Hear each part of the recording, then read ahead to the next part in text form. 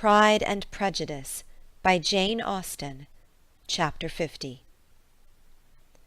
Mr. Bennet had very often wished before this period of his life that, instead of spending his whole income, he had laid by an annual sum for the better provision of his children and of his wife, if she survived him. He now wished it more than ever.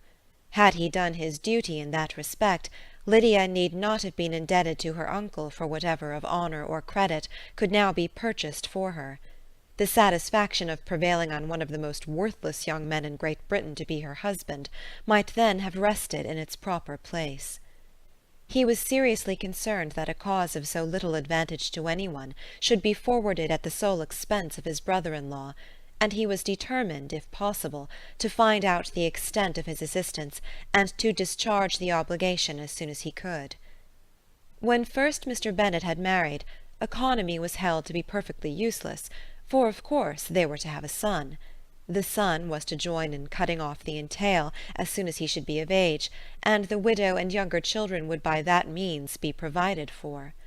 5 daughters successively entered the world, but yet the son was to come, and Mrs. Bennet, for many years after Lydia's birth, had been certain that he would. This event had at last been despaired of, but it was then too late to be saving. Mrs. Bennet had no turn for economy, and her husband's love of independence had alone prevented their exceeding their income.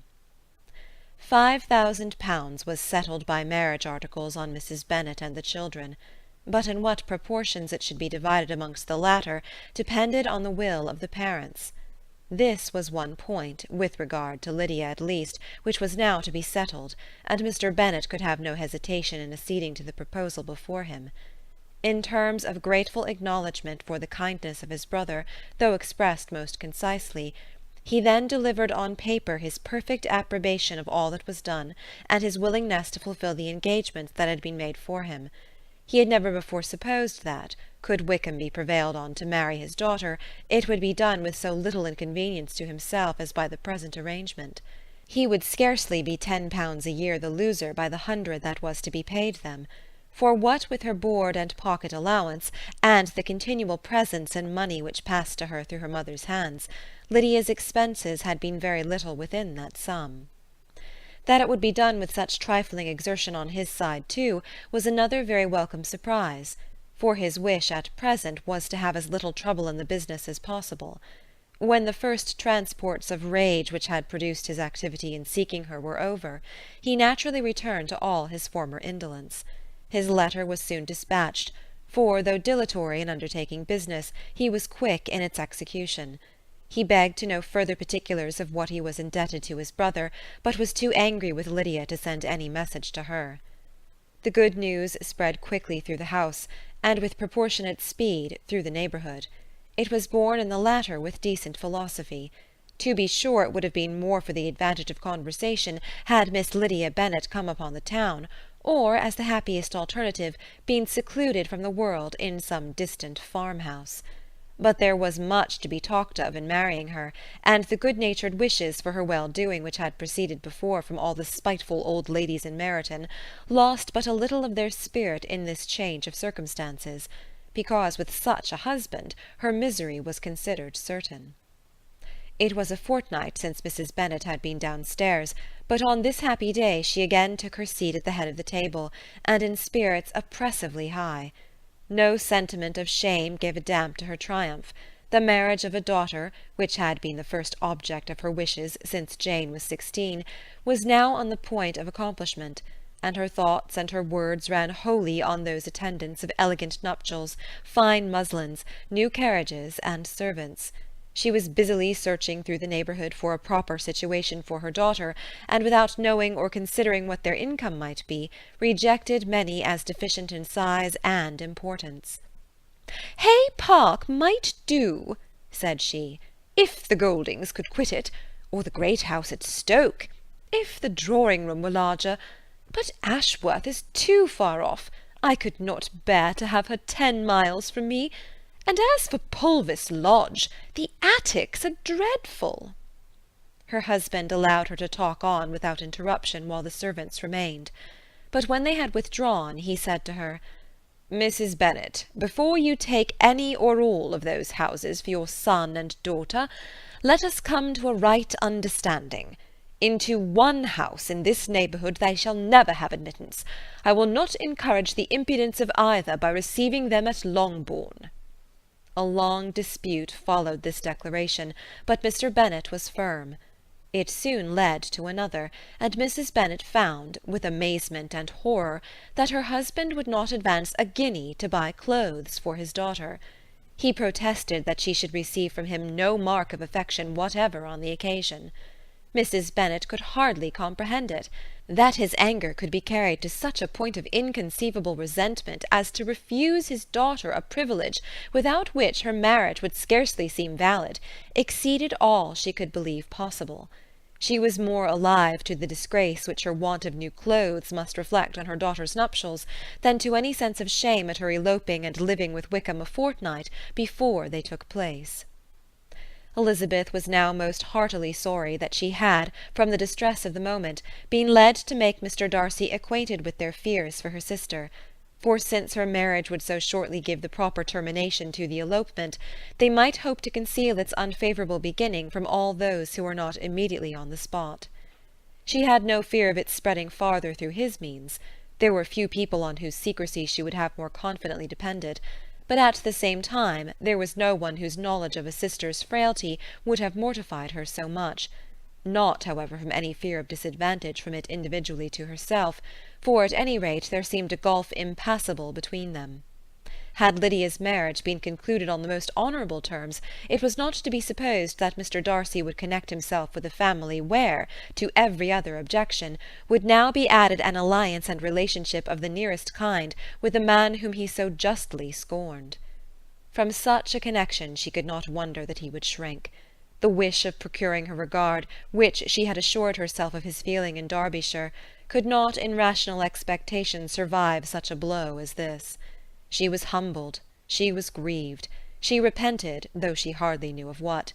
She became jealous of his esteem, when she could no longer hope to be benefited by it. She wanted to hear of him, when there seemed the least chance of gaining intelligence. She was convinced that she could have been happy with him, when it was no longer likely they should meet. What a triumph for him, as she often thought, could he know that the proposals which she had proudly spurned only 4 months ago would now have been most gladly and gratefully received. He was as generous, she doubted not, as the most generous of his sex, but while he was mortal there must be a triumph. She began now to comprehend that he was exactly the man who, in disposition and talents, would most suit her. His understanding and temper, though unlike her own, would have answered all her wishes. It was an union that must have been to the advantage of both. By her ease and liveliness, his mind might have been softened, his manners improved, and from his judgment, information, and knowledge of the world, she must have received benefit of greater importance. But no such happy marriage could now teach the admiring multitude what connubial felicity really was. An union of a different tendency, and precluding the possibility of the other, was soon to be formed in their family. How Wickham and Lydia were to be supported in tolerable independence she could not imagine, but how little of permanent happiness could belong to a couple who were only brought together because their passions were stronger than their virtue she could easily conjecture. Mr. Gardiner soon wrote again to his brother. To Mr. Bennet's acknowledgments he briefly replied, with assurance of his eagerness to promote the welfare of any of his family, and concluded with entreaties that the subject might never be mentioned to him again. The principal purport of his letter was to inform them that Mr. Wickham had resolved on quitting the militia.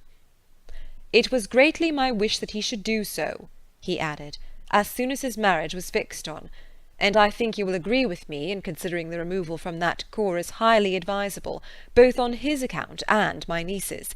It is Mr. Wickham's intention to go into the regulars, and among his former friends there are still some who are able and willing to assist him in the army.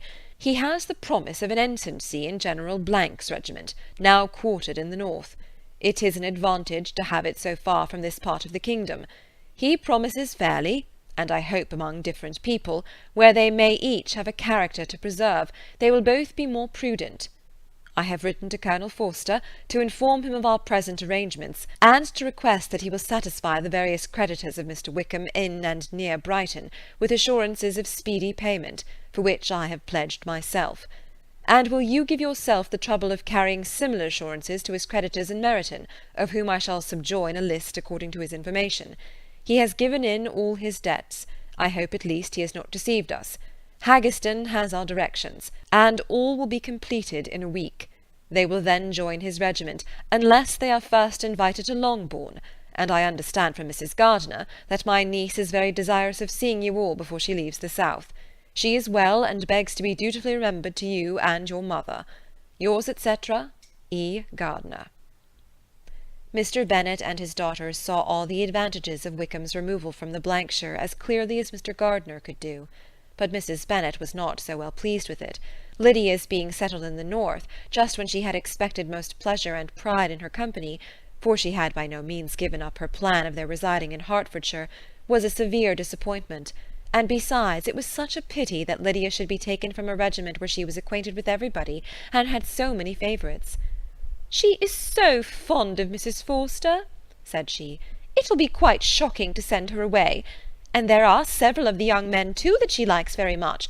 The officers may not be so pleasant in General Blank's regiment." His daughter's request, for such it might be considered, of being admitted into her family again before she set off for the north, received at first an absolute negative.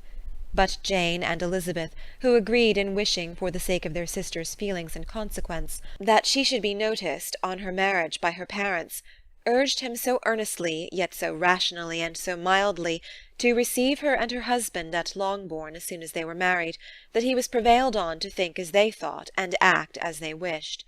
And their mother had the satisfaction of knowing that she would be able to show her married daughter in the neighbourhood before she was banished to the north. When Mr. Bennet wrote again to his brother, therefore, he sent his permission for them to come, and it was settled that as soon as the ceremony was over they should proceed to Longbourn. Elizabeth was surprised, however, that Wickham should consent to such a scheme, and had she consulted only her own inclination, any meeting with him would have been the last object of her wishes. End of chapter 50.